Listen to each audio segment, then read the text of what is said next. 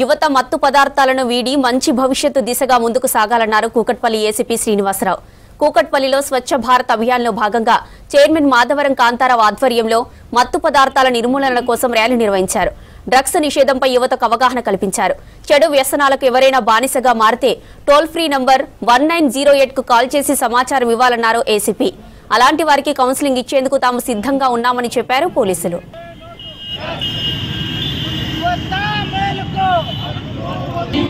Government చాలా prestigious project ఇది.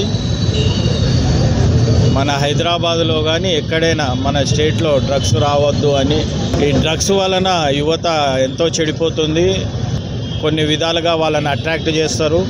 సిగరెట్లో కలపడము, చాక్లెట్స్లలో కలిపి వాళ్ళకి అలవాటు చేయడము. అది అలవాటైన తర్వాత నరాలపైన ప్లస్ బ్రెయిన్ పైన ఎఫెక్ట్ చూపించి వాళ్ళ క్యారియర్ మొత్తం లాస్ అవుతుంది. ఈ చదువుకునే పిల్లలు ఎక్కువ దీనికి అట్రాక్ట్ అవుతున్నారు.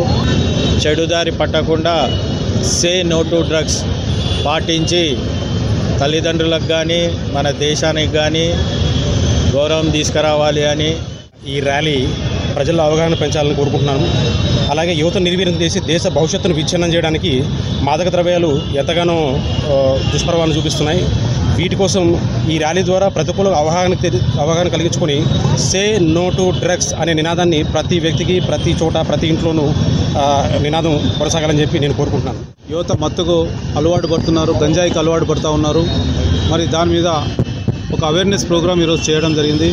దీనికి పెద్దలు శ్రీనివాసరావు గారు కానీ, మన వెంకటేశ్వర గారు, సుమన్ గారు, అనేక మంది డాక్టర్లు, అడ్వకేట్లు కూడా పాల్గొంటూ ఉన్నారు. ఇది చాలా అవసరం. ఈ యొక్క అవేర్నెస్ చాలా అవసరం. చాలామంది యువత ఈరోజు మరి గంజాయికి కానీ, డ్రగ్స్ కానీ 10వ తరగతి నుంచే వాళ్ళు అలవాటు పడుతూ ఉన్నారు.